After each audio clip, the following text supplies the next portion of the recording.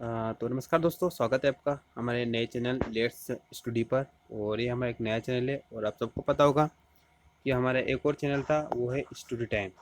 Okay, जिस पर हम ज़्यादा तो हम इंफॉर्मेशन आपको प्रोवाइड करते हैं, लेकिन ये हमारा जो नया चैनल है, इस चैनल पर हम तैयारी करेंगे, प्रिपरेशन करेंगे।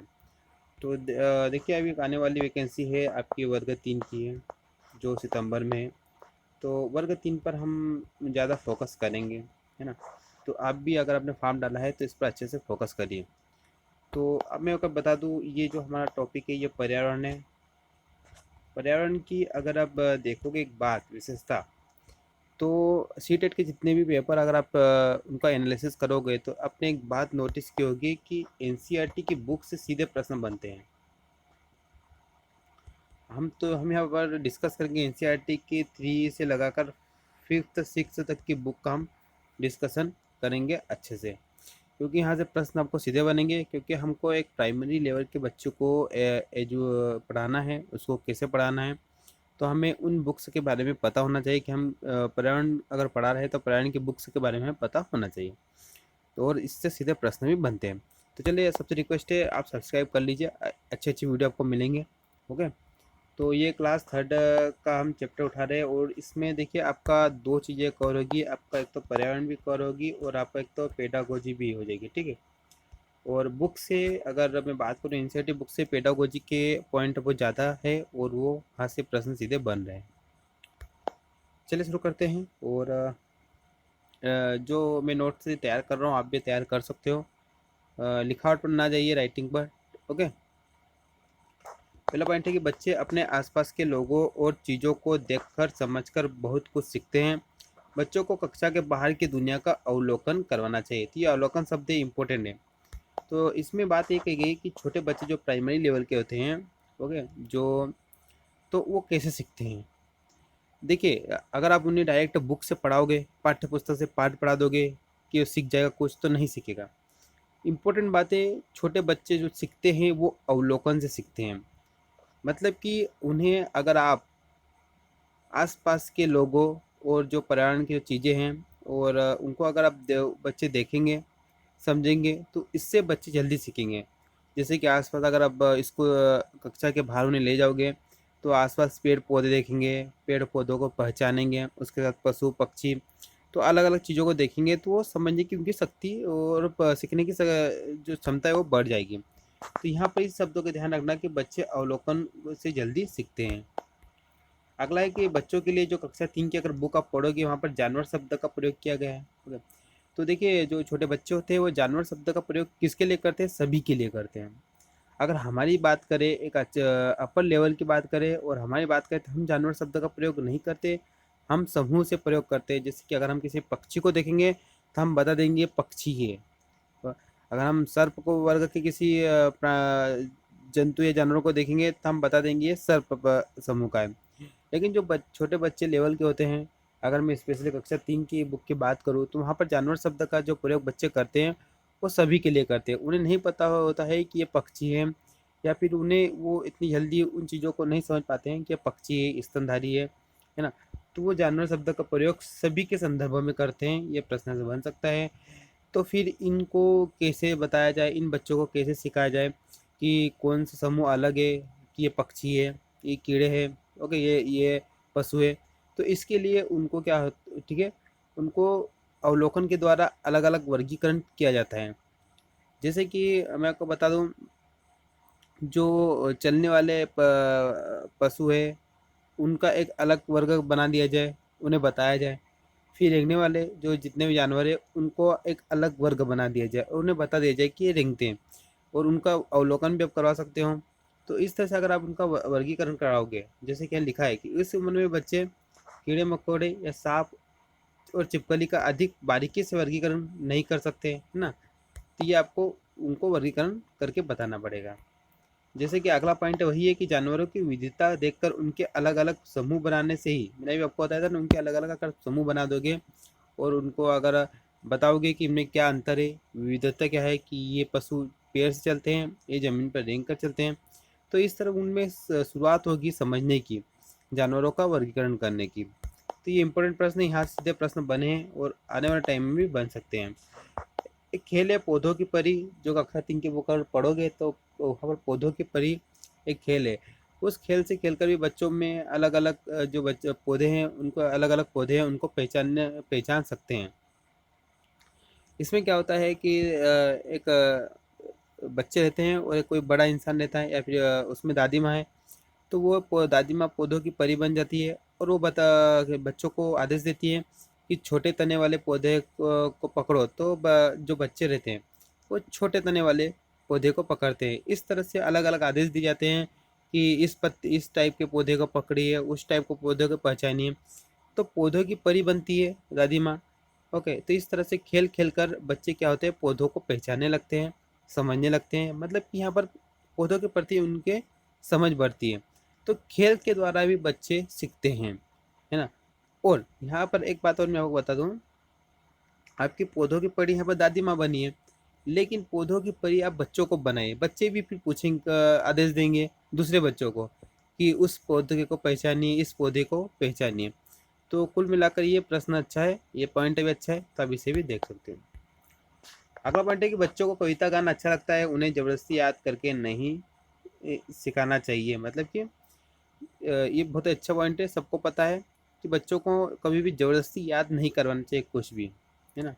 अगर आप बच्चों को ज़्यादा क्या पसंद आता है, कविता गाना, तो उन्हें आप कविता गाकर भी बहुत कुछ चीज़ें सिखा सकते हो और उन्हें वो चीज़ें याद भी रहती है। एक इम्पोर्टेंट पॉइंट है, बहुत बार पूछा जा चुका है कि मशहूर कलाकार विष्णु चिंचालकर ये कहाँ के, इंदौर मध्य प्रदेश के हैं। ये क्या करते हैं, ये सूखे पत्तों से बड़े चित्र बनाते हैं। ठीक है, ये मशहूर कलाकार थे, सूखे पत्तों से चित्र बनाते हैं। जो सूखे पत्ते होते हैं पेड़ पौधों के, उनको मिला मिलाकर जैसे कि आपने देखा होगा गणेश जी का चित्र बना हुआ रहता है पीपल की पत्तियों से, है ना। तो इस तरह से ये कलाकार है विष्णु चिंचालकर, इंदौर मध्य प्रदेश के रहने वाले हैं। इनका ध्यान रखना, ये प्रश्न बहुत इंपॉर्टेंट है। और मध्य प्रदेश के अगर शिक्षक भर्ती की मैं बात करूँ तो ज़्यादा इंपॉर्टेंट है। तो उनसे ये बड़े बड़े चित्र बनाते हैं और ये प्रसिद्ध हैं। अगला पॉइंट देखेंगे कि पेड़ पौधों के बारे में जानकारी लेने के लिए बच्चे अपने बड़ों से पूछे अथवा किसान या माली से पूछे। इससे बच्चों में क्या होता है कि पेड़ पौधे के प्रति संवेदनशीलता उत्पन्न होती है, उनके प्रति जागरूकता भी उत्पन्न होती है। मतलब कि बच्चों को पेड़ पौधे के बारे में जानकारी लेने के लिए बड़ों से पूछना चाहिए या फिर बड़ों को बताना भी चाहिए। दूसरी बात, किसान से पूछना चाहिए कि किसानों को भी पता रहता है पेड़ पौधों के बारे में। तीसरी बार माली भी उन्हें अच्छी जानकारी दे सकता है। तो ये प्रश्न बन सकते हैं कि बच्चों को पेड़ पौधों के बारे में जानकारी कहाँ से मिल सकती है। सीधा प्रश्न बनेगा एनसीईआरटी की बुक से, तो बड़ों से, किसानों से या फिर माली से। चलिए अगला प्रश्न कुछ पॉइंट है कि बच्चों को किसी एक पेड़ से रिश्ता बनाने के लिए प्रेरित करें। और मतलब कि किसी एक पेड़ के बारे में उन्हें बताइए, उसके बारे में उन्हें बोले कि आप इसके बारे में जानकारी लीजिए, जिससे उस पेड़ के बारे में बच्चे को अच्छी जानकारी प्राप्त हो। हमारा पहला स्कूल क्या होता है, परिवार होता है, ये सबको पता है ना। चलिए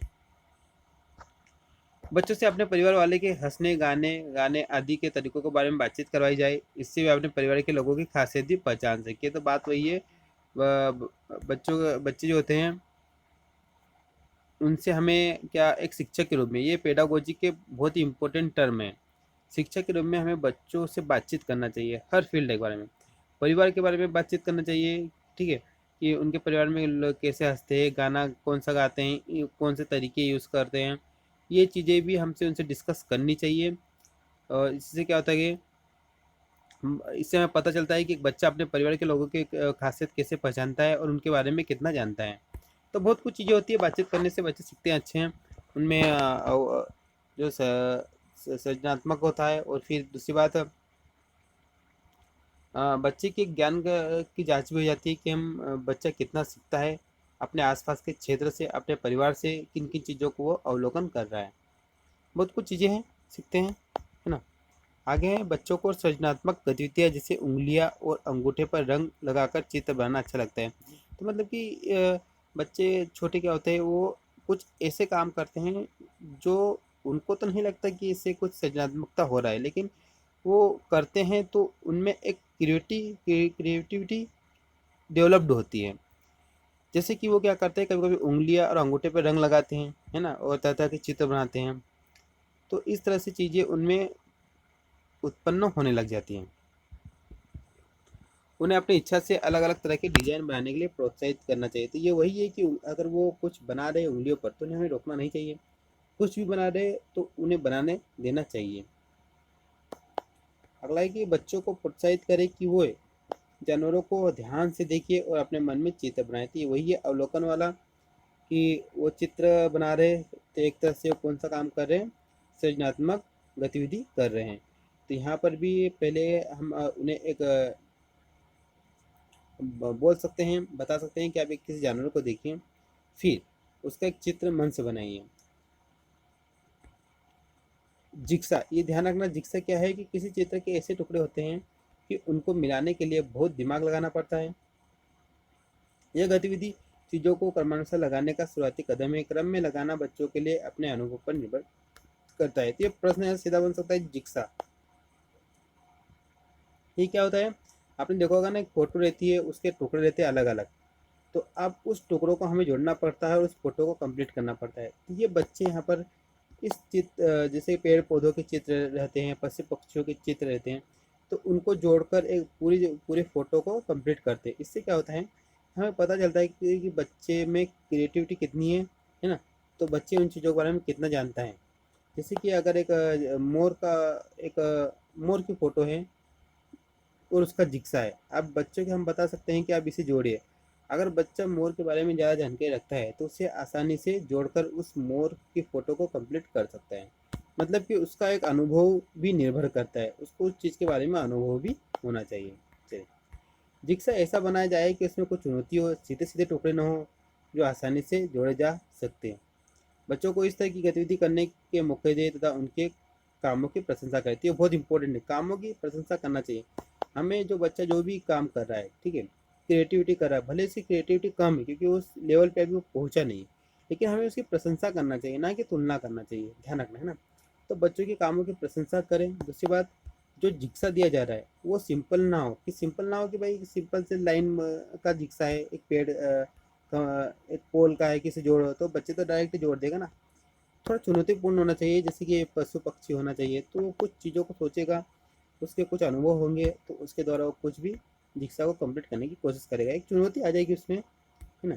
चलिए, नेक्स्ट पॉइंट है कि अध्यापकों अभिभावकों के लिए संकेत चिन्ह। बच्चे विभिन्न प्रकार के गिरे हुए पत्तों को इकट्ठा कर सकते हैं और उनके पौधों के नाम पता कर सकते हैं, मतलब यही है ना। आगे देखिए, अपने इलाके में गाई या सुनाई जाने वाली पानी से जुड़ी कविताएं और गीत बच्चे कक्षा में गाए। मतलब कि ये पानी के बारे में, बच्चों की जानकारी के बारे में बताए गए हैं कि बच्चे जो अपने जो आसपास का क्षेत्र है, देखिए एक बात आपको ध्यान होगा कि बच्चों का आसपास की संस्कृति का प्रभाव पड़ता है ना, वातावरण का और संस्कृति का। तो वही है कि बच्चे के जो आसपास जो है क्षेत्र है, वहाँ पर अगर पानी के प्रति अगर हम बात करें या भी किसी भी चीज़ के पर्यावरण के प्रति बात करें, तो वहाँ पर जो कौन कौन सी कविताएं गाई जाती है, उनके परिवार में कौन सी कविताएं गाए जाते हैं, गाने गाए जाते हैं, वो बच्चों को नॉर्मली याद हो जाती है ना।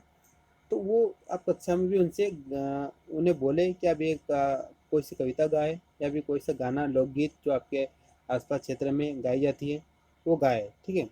इससे क्या होगा कि बच्चा के जो समुदाय के प्रति और उसके समुदाय की कला के प्रति उसका लगाव बढ़ेगा। चलिए, इन कामों में लगता है पानी। तो देखिए, बाद में आपको बता दूं, एनसीईआरटी से जो पॉइंट है वो वैसे के वैसे क्वेश्चन में पूछ लिए जाते हैं। जैसे कि वहाँ पर बताया गया है कि पानी किन कामों में लगता है, तो वहाँ पर ये चार जो ऑप्शन दिए गए, ये ऑप्शन एनसीईआरटी बुक में दिए गए है ना।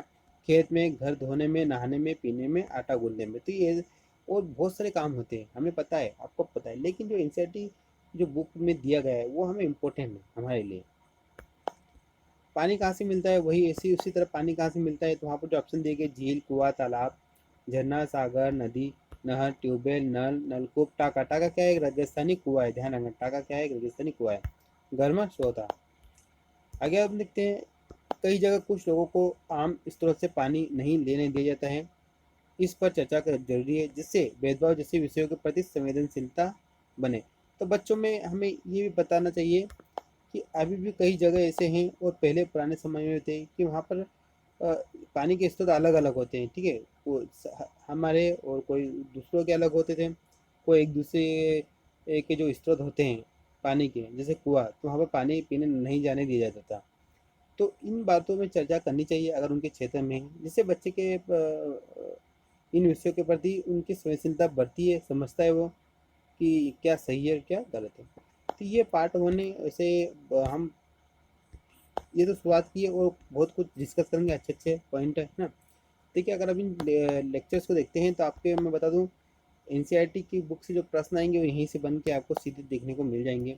तो बने रहिए और वीडियो को शेयर कर दीजिए ताकि ज़्यादा से ज़्यादा कैंडिडेट हमसे जुड़ सकें और ये अच्छे जो मटेरियल मैं प्रोवाइड कर रहा हूँ इससे सबको फ़ायदा मिल सके।